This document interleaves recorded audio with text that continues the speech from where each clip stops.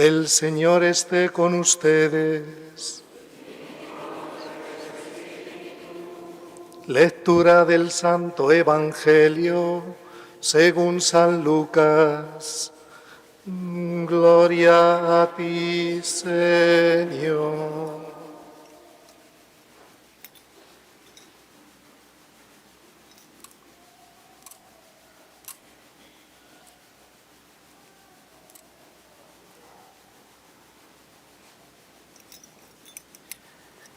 En aquel tiempo tomó Jesús a Pedro, a Juan y a Santiago y subió a lo alto del monte para orar. Y mientras oraba, el aspecto de su rostro cambió y sus vestidos brillaban de resplandor. De repente 2 hombres conversaban con él. Eran Moisés y Elías, que apareciendo con gloria hablaban de su pasión que él iba a consumar en Jerusalén. Pedro y sus compañeros se caían de sueño, pero se espabilaron y vieron su gloria y a los 2 hombres que estaban con él. Mientras estos se alejaban de él, dijo Pedro a Jesús: Maestro, qué bien se está aquí.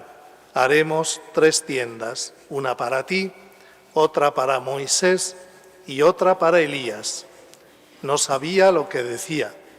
Todavía estaba diciendo esto cuando llegó una nube que los cubrió con su sombra.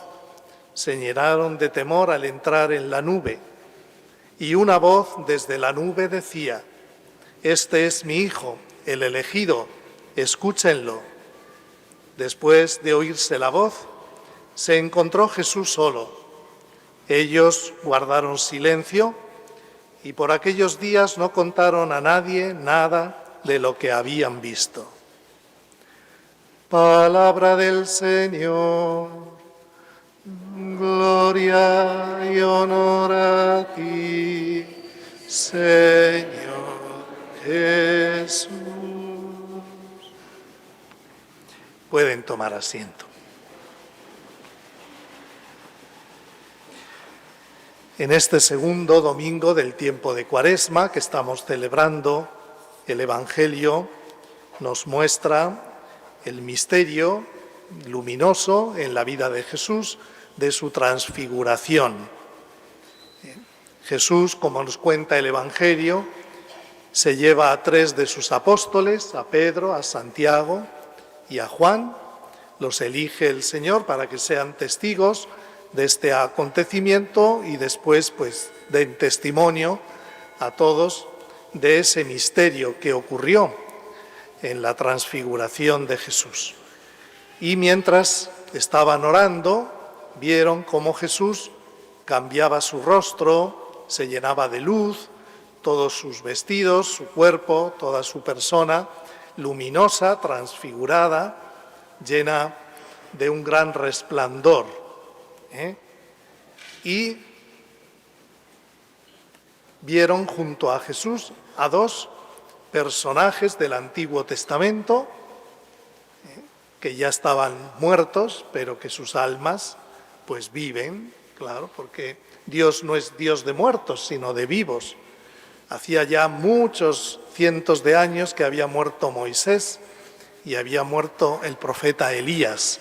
Estaban junto a Jesús y conversaban con Jesús de la muerte, de la pasión que el Señor iba a padecer, puesto que iba ya camino de Jerusalén para culminar la misión que Dios le había encomendado con su pasión, muerte y resurrección.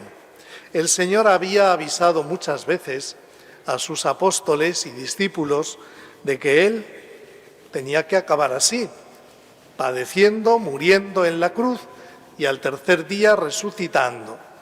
Pero, pues, a los discípulos primeros les pasaba lo que a nosotros, que escuchamos muchas veces la palabra de Dios, pero no la creemos, ¿no? No le damos crédito, ¿no? No la creemos, ¿no? Pues entonces el Señor, ¿qué hace? En la transfiguración lo que hace Jesús es, primero, quiere confortar a sus apóstoles que van camino de Jerusalén y van a ser testigos de la pasión y de la muerte del Señor, los quiere fortalecer para que cuando llegue ese momento estén fortalecidos espiritualmente y no se escandalicen.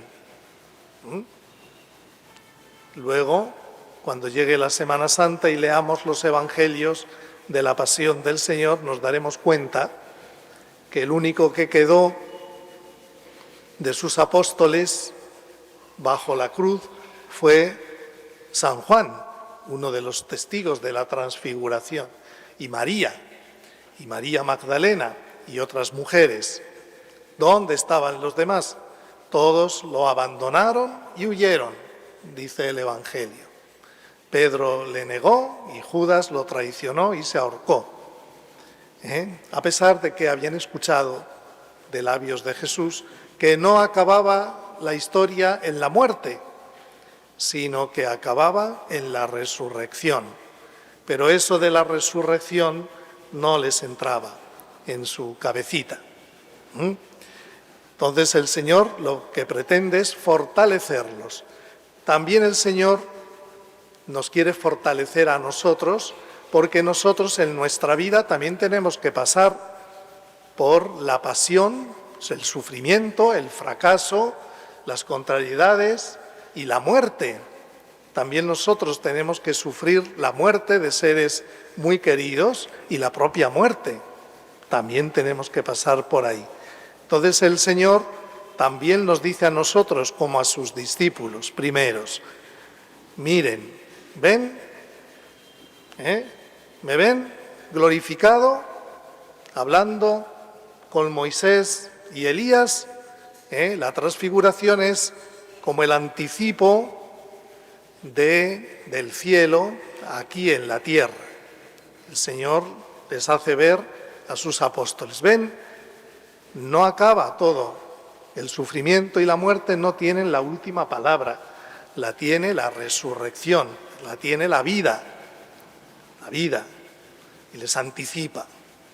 Cuando luego Cristo resucite, se va a aparecer ya a ellos resucitado, pero les da este anticipo para que cuando lo vean sangriento y crucificado, no lo abandonen, no se escandalicen, porque eso nos pasa también a nosotros.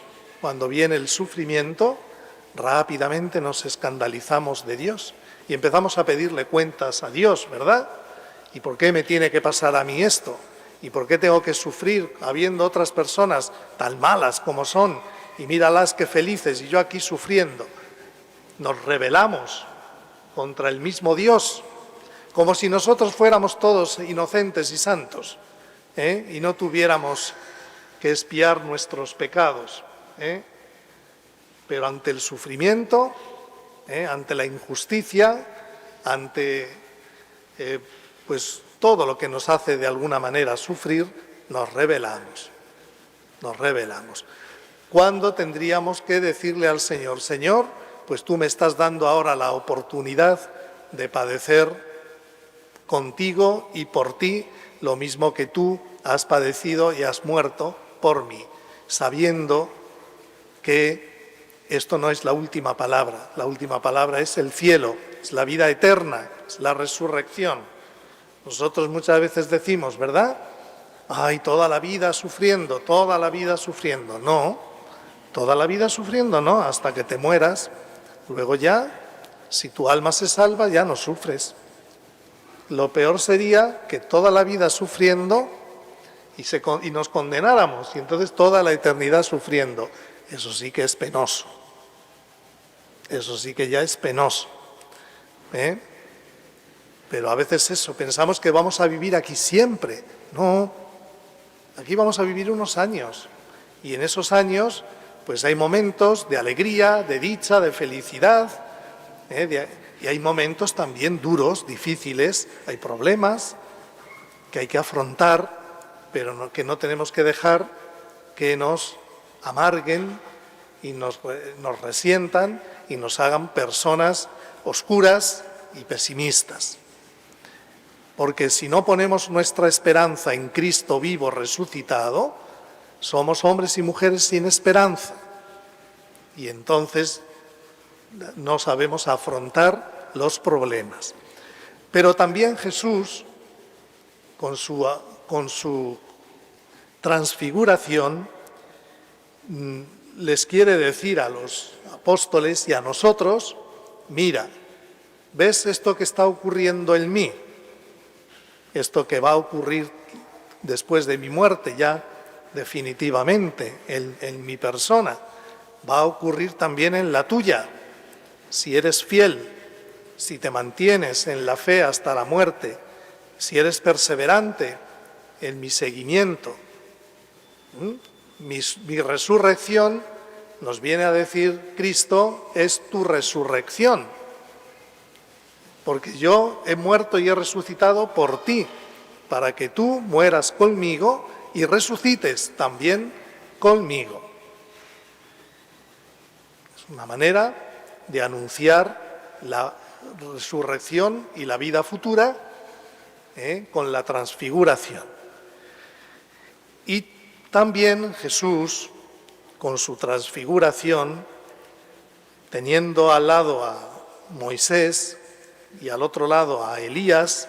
Moisés es el elegido por Dios, a quien Dios le dio la ley, los 10 mandamientos, ¿no?, para que nuestra vida sea una vida digna.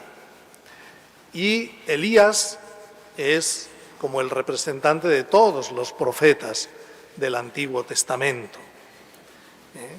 Jesús, al estar en el centro de Moisés y de Elías, está diciendo que todo el Antiguo Testamento era anuncio, era profecía de lo que luego se iba a cumplir en él. Jesucristo es la palabra eterna, definitiva del Padre. Y a la luz de Jesucristo nosotros ahora leemos, meditamos y rezamos con la palabra de Dios del Antiguo Testamento, pero a la luz de Jesucristo.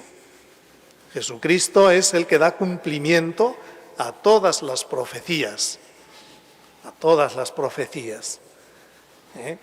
Por eso, si no conocemos a Cristo, si no conocemos el Evangelio, si no conocemos el Nuevo Testamento y nos ponemos a leer la Biblia, no vamos a entender bien el Antiguo Testamento. Y tendremos la tentación de convertirnos en judíos en vez de ser cristianos, porque el Señor, aunque ha venido a dar plenitud a la ley de Moisés y a los profetas, representados por Elías, pero hay muchas cosas en el Antiguo Testamento que nosotros ya no tenemos que vivir, porque eso era para el pueblo de Israel, para el pueblo judío, no ya para el nuevo pueblo de Dios, que somos los cristianos. Por eso hay que conocer muy bien el Nuevo Testamento. Cuando a alguien se le aconseja leer la Biblia, no se le dice, comienza con el libro del Génesis y acaba con el Apocalipsis. No, comienza por los Evangelios, sigue por los Hechos de los Apóstoles, las cartas de los Apóstoles, y luego, cuando ya estés bien empapadito de la palabra de Cristo, pasa, si quieres, a leer el Antiguo Testamento. Lo leerás con los ojos de Cristo, con la luz de Cristo. Así es.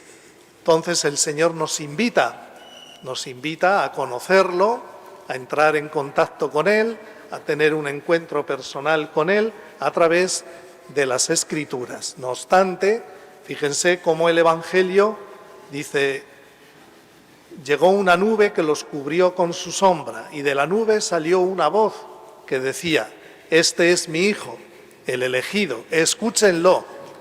Dios Padre le dice a Pedro, a Santiago y a Juan, y a ti y a mí: escucha a Jesús, escucha a mi Hijo, porque todo lo que Él te diga es para tu salvación, es para tu bien, es para tu felicidad, es para que tomes el camino correcto para ir al cielo. Escúchenlo. ¿Y cómo escuchamos nosotros a Jesús ahora?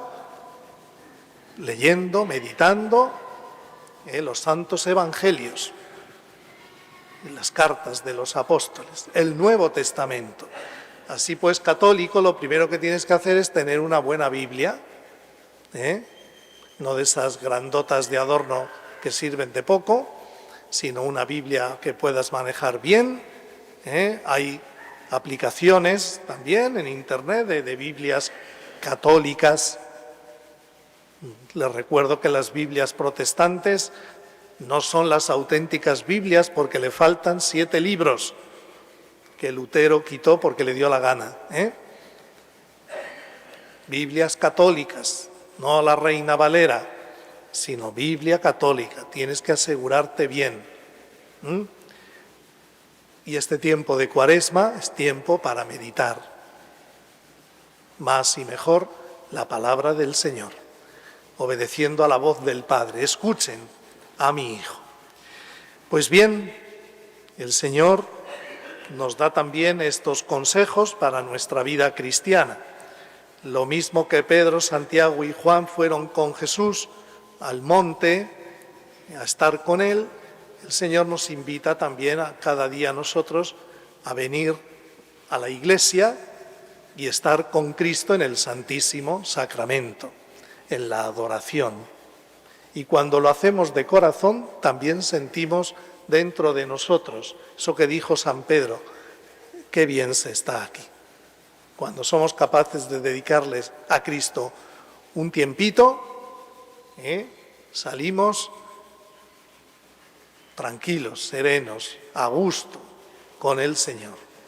Cuando venimos a misa o vamos a rezar simplemente por cumplir, estamos deseando que acabe todo para irnos a otra cosa, porque realmente no nos interesa tanto rezar o venir a misa.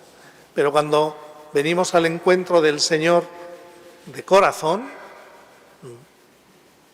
el Señor pone dentro de nosotros esa paz y ese qué bien se está aquí con el Señor. Que tengamos esa experiencia, que la busquemos, porque el Señor, lo mismo que se la concedió a Pedro, Santiago y Juan, nos la quiere conceder también a todos y cada uno de nosotros. Que así sea.